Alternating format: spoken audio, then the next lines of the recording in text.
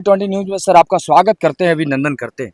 बहुत बहुत धन्यवाद देना चाहूँगा। आप जैसे जाबाज पत्रकार लोग और आपकी मीडिया टीम को मैं बहुत बहुत धन्यवाद देना चाहूँगा, जो ऐसी विकट परिस्थिति में भी लोगों का हालचाल लेने और सरकार तक आवाज़ बनने का काम कर रहे हैं, चौथे स्तंभ का काम कर रहे हैं। उसके लिए बहुत बहुत धन्यवाद आपकी पूरी टीम को। क्या कहना चाहते हैं लोग जो है, काफी यहाँ जमैनिया गांव और उत्तर प्रदेश बॉर्डर है, ये तमाम जो घरें हैं वो बिखर चुका है। हजारों लोग आज सड़के पे आए हैं, जो घरों का आनंद लेते थे, पंखे का आनंद लेते थे, आज मच्छरों का आनंद ले रहे हैं, मच्छियों का आनंद ले रहे हैं, बारिशों का आनंद ले रहे हैं और सरकारी व्यवस्था नहीं कर पा रहे हैं। इस पे क्या दुर्बलता है? देखिए, इसके बारे में मैं आपको बता दूं कि जो फ्लड डिपार्टमेंट के जो एग्जीक्यूटिव इंजीनियर हैं कन्हैया लाल सिंह जी हैं अभी वर्तमान में, उनसे इस बात पे मेरी डिस्कशन हुई थी, क्योंकि मैं भी जिस क्षेत्र से आता हूं वो भी आज गंगा की गोद में बसा हुआ है। मैं ब्रह्मपुर विधानसभा के ग्राम पंचायत उत्तरी नैनी का मुखिया हूँ, मैं वहाँ से आया हूँ मैं। तो आज जो परिस्थिति बनी हुई है जवैनिया की, तो कहीं ना कहीं इस बात का हम लोग को भी डर है कि वही स्थिति हमारे गांव की भी ना हो जाए। बिल्कुल। तो इस बात पे जब हमने उनसे डिस्कशन किया तो उन्होंने एक बहुत बड़ी मतलब उनके लिए एक छोटी सी बात थी, लेकिन लोगों के लिए ना एक बहुत गहरी संवेदना है उनके लिए, कि उनका कहना था कि जो सरकार है वर्तमान में, जो सरकार में लोग बैठे हुए हैं, उनका कहना है कि जो बांध है हम लोगों का, तो जो कोइलवर तटबंध है, उससे नॉर्थ साइड में यानी कि बाहरी जो भी गांव बसे हुए हैं वो उन लोगों को प्लेन लैंड मानती है, और प्लेन लैंड पे फ्लड आएगा तो गवर्नमेंट सोचती है कि वो फ्लड आना ही आना है, बाढ़ आनी ही आनी है, तो उसमें हम लोग कुछ नहीं कर सकते हैं। वो लोग इन्वेस्टमेंट ढूंढ रहे हैं कि बांध को हम किस तरह से बचाएं। तो बड़ी दुख के साथ कहना पड़ रहा है कि सरकार, इसका मतलब बांध से बाहर जो लोग बसे हैं उनको आप इंसान नहीं मांगते हैं, मानते हैं तो क्या वोट लेने के लिए आप लोग उनको वोटर मानते हैं? तो वोट भी मत मांगिए उनसे, उनको साफ दरकिनार कर दीजिए।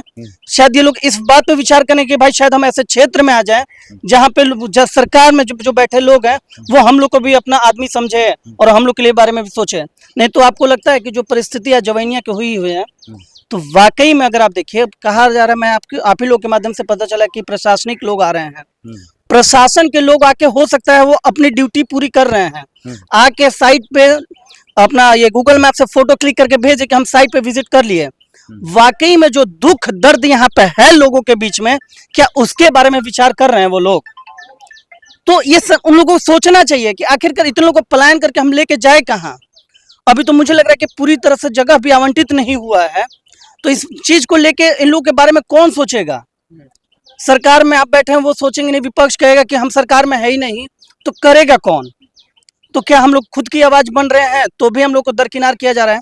इतने दिन से त्रस्त है ये पूरा गांव, ये यहाँ के आसपास के जितने भी क्षेत्र हैं, और ये कोई छुपा हुआ नहीं है, लेकिन फिर भी सरकार आंख और बंद करके और कानों में रूठ उसके बैठी हुई है। बड़े दुख के साथ कहना पड़ रहा है कि सरकार से ये उम्मीद नहीं थी कि ऐसी परिस्थिति में भी आप लोग हम लोग के साथ खड़े नहीं होंगे। बिल्कुल।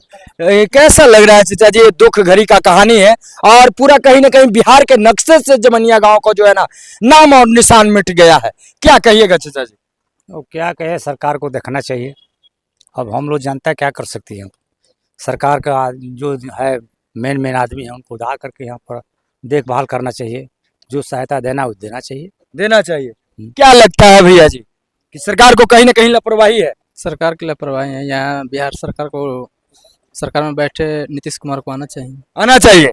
यहाँ पे न पक्ष न विपक्ष, किसी के द्वारा जो है किसी का आवंटन जो नहीं पूरा किया जा रहा है। कल आए थे ना वो तेज प्रताप यादव आए थे, मैं भी यहीं था, लेकिन किसी प्रकार का कोई योगदान नहीं हुआ है, मैं यहीं था।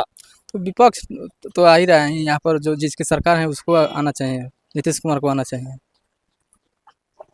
क्या लगता है, आप युवा है, क्या लगता है यहाँ के लिए जो लोगों का जो है ना जो क्षतिग्रस्त हुए हैं, क्या कहना है इन पे? अब हम लोग भी तो गुहार लगा रहे हैं सरकार से कि यहाँ के भी आदमी को मदद किया जाए। हम लोग भी अपना मदद कर रहे हैं, कुछ खाना वाना का भी व्यवस्था हम लोग किए हैं, किचन कमेटी चलाने का काम किए हैं। अच्छा, खाने वाने का व्यवस्था लेकर आए? जी लोगों को उत्तरी नैनी पंचायत के मुखिया प्रतिनिधि वीरेंद्र यादव जी के माध्यम से हुआ है। अच्छा, वही सब लेकर हम लोग व्यवस्थाएं हैं। देखिए मुखिया जी हैं और मुखिया जी खाने का प्रबंध लेकर आए हैं।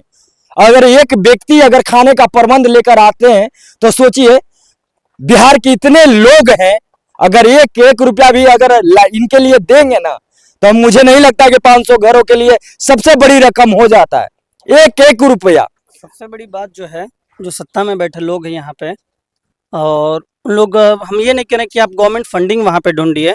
मैं कहता हूँ कि अपने तरफ से आप जमीन अगर खरीद दइए इस गांव के लिए, और सभी नेता, अरे लूट खसोट तो आप लोग हर जगह कर ही रहे हैं, कमीशनबाजी तो चल ही रही है, तो उसी में से अगर आप लोग इस गांव के बारे में थोड़ा सा सोच के कहीं जमीन अपने तरफ से भी खरीद के अगर आवंटन कर देना, मुझे लगता है कि इस गांव के लिए सबसे सुखद जो संवेदना होगी। ठीक है, आज हम भोजन लेके आए, भोजन तो करा दे रहे हैं, लेकिन वो टपकती जो छत है तिरपाल के नीचे, खुले आसमान के नीचे, वो नींद कभी नहीं मिल पाएगी उनको, जो कभी पंखे के नीचे और कूलर के सामने मिलती थी, वो गांव, वो आशियाना उनको नहीं मिल पाएगा। बिल्कुल। तो इस चीज के बारे में सत्ता में बैठे या सत्ता हो, पक्ष हो, विपक्ष हो, अपने तरफ से, मैं ये नहीं कह रहा हूं कि नेता ही हो, समाज से भी जो नए नए चेहरे उभरते हैं जो चुनाव के माहौल में, तो वो लोग भी अपने तरफ से, मैं कहता हूं कि ये नहीं कह रहा हूं कि आप एक ही बार एक बीघा, आपके पास जो भी सामर्थ्य है ऐसे स्थल का चयन कीजिए, वहां से कुछ जमीन खरीद के आवंटन करवा दिया जाए, तो मुझे लगता है कि सबसे सुविधाजनक होगा यहाँ के लिए। बिल्कुल। आप जिस प्रकार देख रहे हैं बिहार के नक्शे से उभरते हुए जो है ना, समाप्त होते हुए जमैनिया गांव,